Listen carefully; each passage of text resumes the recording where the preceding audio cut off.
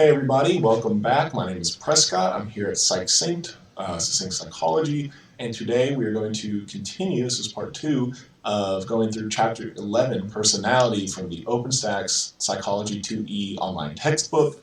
Last time, if you guys watched the video, I went way too far. Last time we discussed what is personality, the historical perspectives on personality, consciousness, id, ego, superego, what makes up your personality, the psychosexual development, Freud saying how we went through psychological stages, and, when you're a child, you have different stages where there's different sexual zones or erogenous zones and all kinds of crazy stuff like that. So if you guys haven't watched that part, please do. It's very interesting stuff. And last time we stopped after this slide, Carl Jung talking about extroversion versus introversion. Remember, an introvert, he's just easy to remember they like to be inside alone. I'm definitely more of an introvert. I do like having alone time. And versus an extrovert, somebody who gets energized and wants to be out and around people. So that's where we left off last time. So let's just keep on keeping on. So we have Karen Horny. She agreed, I'm assuming it's a she, agreed with Jung that individuals have the potential for self-realization and believed the goal of psychoanalysis should be moving toward a healthy self. Disagreed with the idea of penis envy. That was something that Freud brought up. Pretty sure it was Freud if I remember correctly, which suggested that any jealousy is culturally based. Differences in personality between men and women is culturally based. Men have womb envy because they cannot give birth, so the exact opposite of penis envy. Many of Horny's theories focused on unconscious anxiety. So normal growth can be blocked by basic anxiety stemming from needs not being met. So there are 3 styles of coping used by children to relieve anxiety. One is moving toward people. Means affiliation and dependence. As adults, likely to have an intense need for love and acceptance.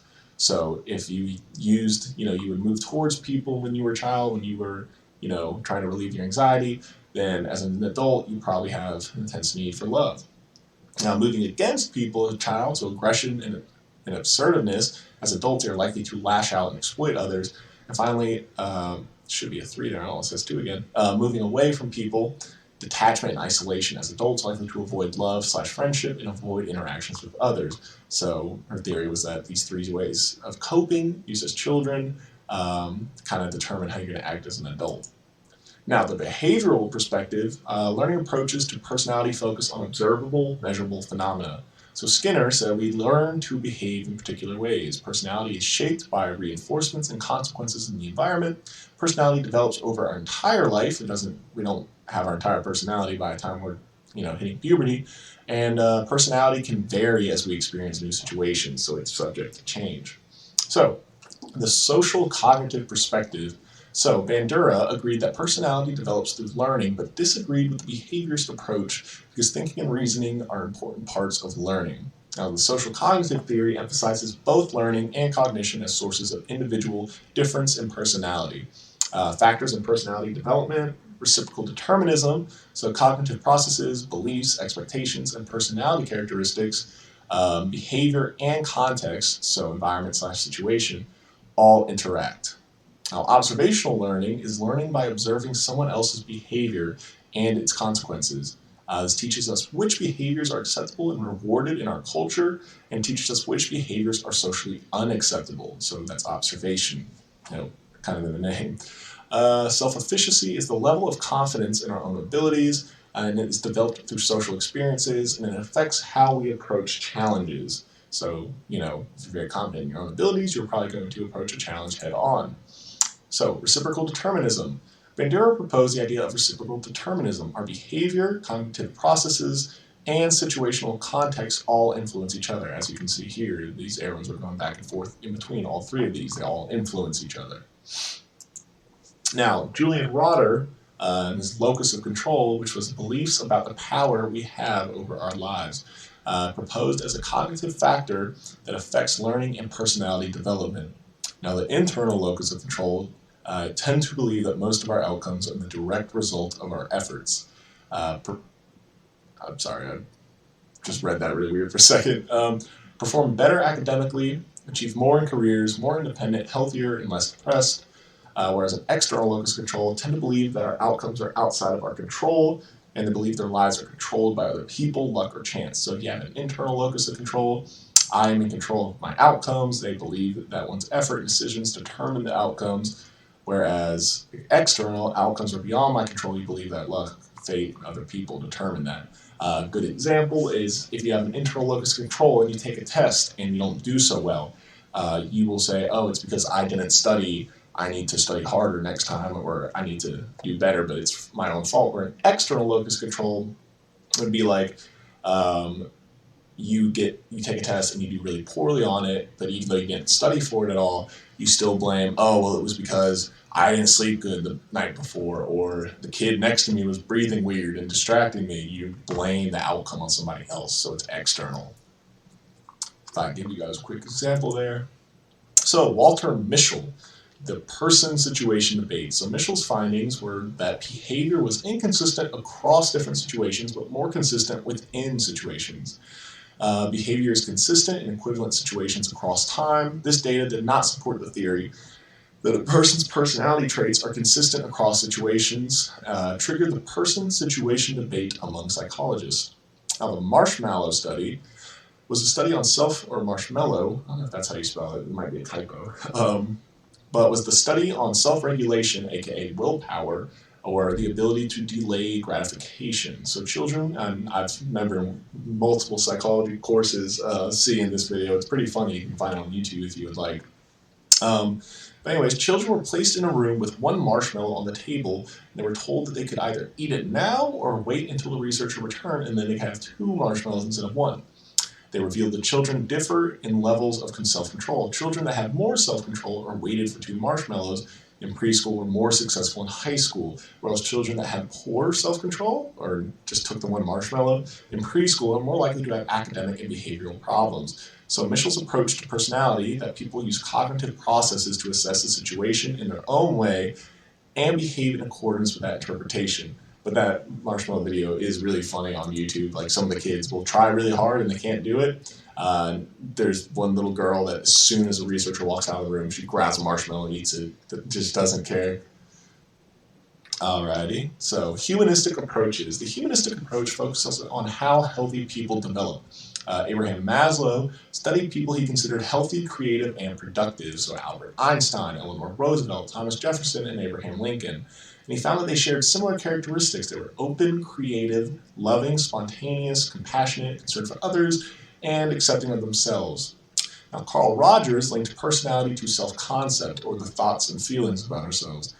He divided the self into the ideal self and the real self. Now, the ideal self is the person you would like to be, whereas the real self, of course, is the person you actually are. He believed we need to define congruence between the ideal and real self, so thoughts about ideal self and real self are similar. So you need to get it to that. So high congruence means greater sense of self-worth and a healthy, productive life, and incongruence means you're maladjusted, you have maladjustment. So those are the humanistic approaches. So Carl Rogers, again, believed that he linked personality to self-concepts, your thoughts and feelings about yourself, and yeah, interesting stuff. So, biological approaches. The perspective that differences in our personalities can be explained by inherited predispositions and physiological processes. So, heritable traits, Minnesota study of twins reared apart found that identical twins, whether raised together or apart, have very similar personalities. This suggests the heritability of some personality traits. Traits with more than a 0.50 heritability ratio, I just can't talk today. So, for example, leadership, obedience to authority, a sense of well-being, alienation, resistance to stress, and fearfulness. Now, continuing, temperament. Temperament appears very early in life, suggesting a biological basis. Babies can be categorized into 1 of 3 departments: easy, difficult, or slow to warm up. Environmental factors and maturation can affect expression of personality. 2 dimensions of temperament important to adult personality: reactivity, or how we respond to new or challenging environmental stimuli, and self-regulation, or the ability to control responses. So, First, we have right here, we have somatotypes. So William H. Sheldon believed body type could be linked to personality. So he proposed 3 somatotypes. Endomorphs, they're relaxed, you can see right here. Relaxed, comfortable, good-humored, even-tempered, sociable, and tolerant. Mesomorphs, as seen in this middle one, they're adventurous, assertive, competitive, and fearless. And then ectomorphs, like ecto-cooler, anxious, self-conscious, artistic, thoughtful, quiet, and private. So he believed that your body type, and you can see that each one of these figures has a slightly different body type, could be linked to personality. Trait theorists believe that people have certain traits, so characteristics or ways of behaving. For example, optimistic or pessimistic, sociable or shy. Gordon Allport found 4,500 words in the English language to describe people and organized them into 3 categories, which is nuts. That's a lot of words to categorize. First, you have cardinal traits, dominates entire personality, that's pretty rare. You have central traits, they make up our personality, and then you have secondary traits. So they're less obvious or consistent and present under certain circumstances. So, example, preferences and attitudes would be kind of like that. So Raymond Cattell narrowed Allport's list to about 171 traits, and he identified 16 dimensions of personality. Instead of a present being present or absent, people are scored on a continuum. So, Hans and Sybil Ising, I'm sorry if I'm struggling to pronounce some of these names, but there are some weird ones. So Hans and Sybil, I'm not going to say Eisnick, focused on temperament and believe that our personality traits are influenced by our genetic inheritance. So 2 specific personality dimensions, extroversion/introversion. If you're high in extroversion, you are sociable and outgoing, and if you are high in introversion, you have a high need to be alone, engage in solitary behaviors. Now, then you have the second personality dimension, neuroticism/stability. If you are high in neuroticism, you are anxious, overactive, and you have an overactive sympathetic nervous system. Then if you are high in stability, you are more emotionally stable. So here we have Hans and Sybil again. The Eisnicks describe 2 factors to account for variations in our personalities, extroversion/introversion and emotional stability/instability. So again, we have this chart. We saw this earlier in the last video. You have your unstable emotions right here, melancholic and choleric. Here you have the introverted personality, extroverted personality, and stable emotions. Alrighty, let's see. We got time for the 5-factor model. Well, I'm going to end the video here actually, so don't go too long. But I hope you guys enjoyed the video. I hope you found it educational. I always struggle to think of that word. Educational and interesting and maybe a little entertaining. Again, my name is Prescott. I'm here at Succinct Psychology, and I hope you join me in what is probably going to be the last part of Chapter 11 and from the OpenStax Online 2E textbook. So I hope you guys have a great day, and hopefully see you next time. Thanks, bye.